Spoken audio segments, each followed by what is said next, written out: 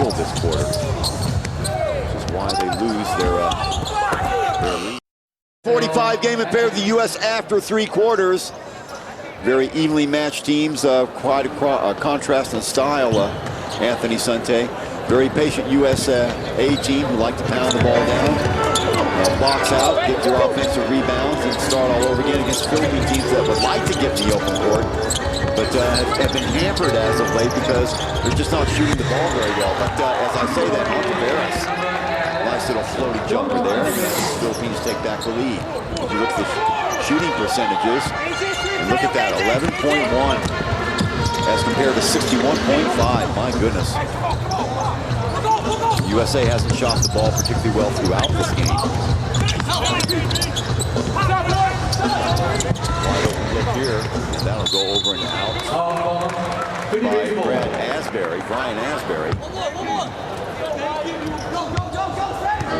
Actually, you know, the main difference here is this game should have been broken wide open by the United States if they could just hit their shot from the outside. On the other hand, the Philippines also should have a hefty lead, but they've also just gone cold. Well, if you want to talk about steals and rebounds, there's another one right there, the U.S. with a commanding lead. But as you said, Anthony, just have not hit their shots. And however, the Philippines in the last quarter, when you shoot 11.1% in a quarter and you have an 8-point lead, well, you deserve your own fate. And there's a foul right there off of the steal.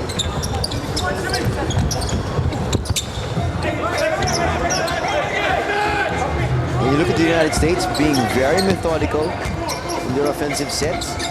Yeah, they don't really have anybody with any speed on this roster at all, so they're going to be pretty much one-dimensional throughout this tournament. And maybe if you play like that, you can afford to get by with that. As you watch Tim Paultz roll to the hoop.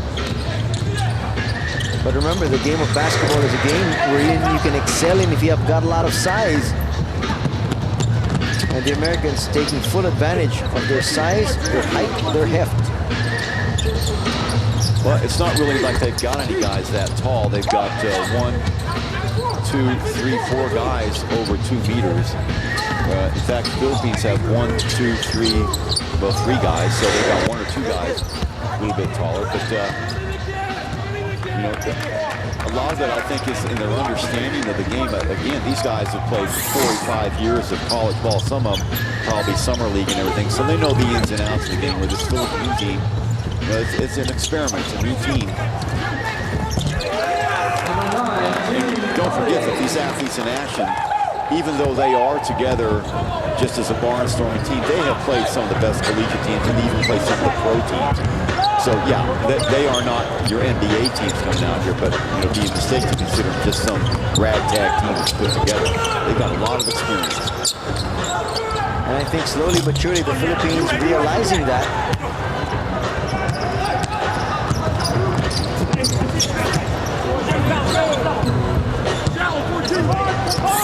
The Americans now with a 3-point advantage. Yeah, stepping through the pick right there. And using up almost every second on the clock, every time down. Wilkerson turning, firing, can't get that to go. But again, another second chance opportunity, and fouled on the way up.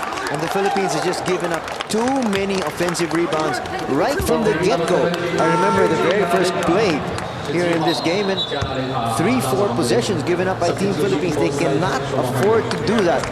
Not against anyone. Yeah. And you know, it takes a lot of energy out of you when the team comes down at you. They're very methodical. They're using 20, 21 seconds every possession. Then they get the offensive rebound. Then they start all over again. You're spending all of your time playing defense. And anybody will tell you in basketball, it's a lot harder to play defense than it is offense.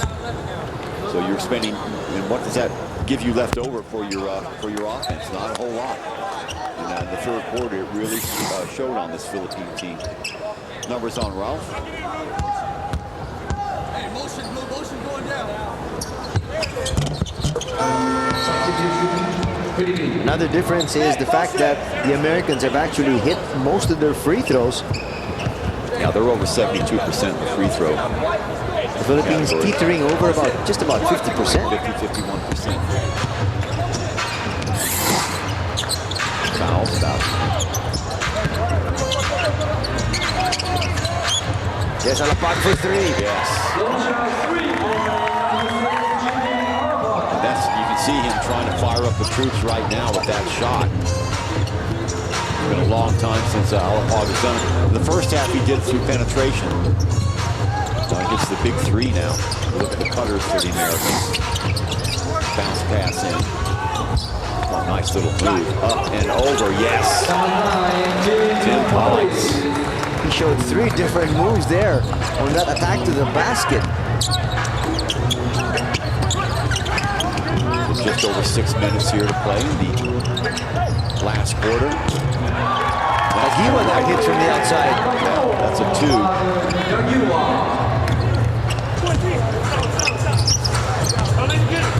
Well, we expect this game to go right down to the wire. Signs of life in the Philippine offense now.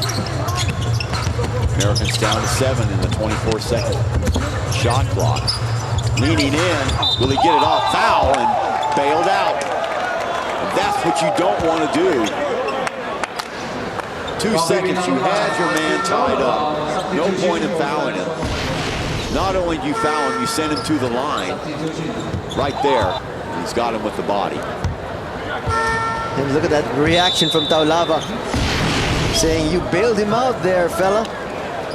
But at the same time, you know, as he brought his hands down, and so that made the call easier for the referee. You have to remember, as a big man, just keep your hands up there. And remember, Taulava's a pretty big man. He stands 6'9". And is checking into the game for the USA.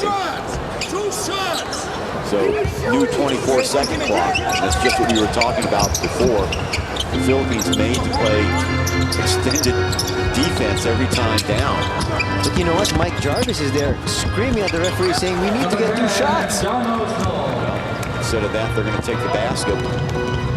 Coming to the basket. Blocked by Donald Sloan. So Americans up by 3. Wide open look. Shooter's touch. Back rims and up and in. The Philippines not getting back quickly on D.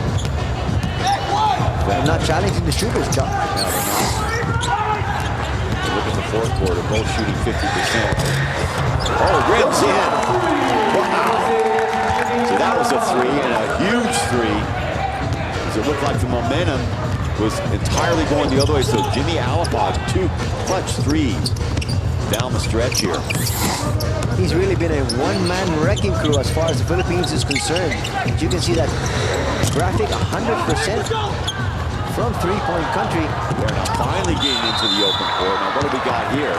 It's going to be a foul called. The way that the referee raced over there, see if it's going to be a flagrant. Take a look at it again. I don't think it was purposeful, but well, there's your push.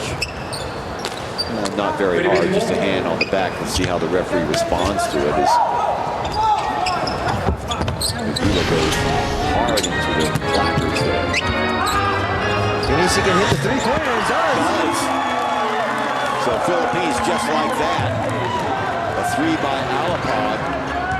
Pinisi responding with another 3. They take the 1-point lead. Actually, Chuck, that's 3 straight three-pointers for the Philippines. 2 from Alapag and 1 from Pinisi. 9 quick points. So a little mini run here. Going up and has his pocket pick. In the open court, just where they like to be. Fumbles around, kicks it. No fall. They will reset the offense here. Shot clock down to 6. Nice move inside by Raimundo. Yeah, and you can see Sloan looking for the call for the offensive charge, doesn't get it. One of the main reasons why Raimundo was free there was the Americans were just respecting that three-point shooting of the Filipinos. We're coming alive when it matters the most. 3-point Filipino lead. They trail by as many as 5. Philippines was up by as Shot clock many is as down to 1. Yes, it is. Oh. Right in his hands it fell.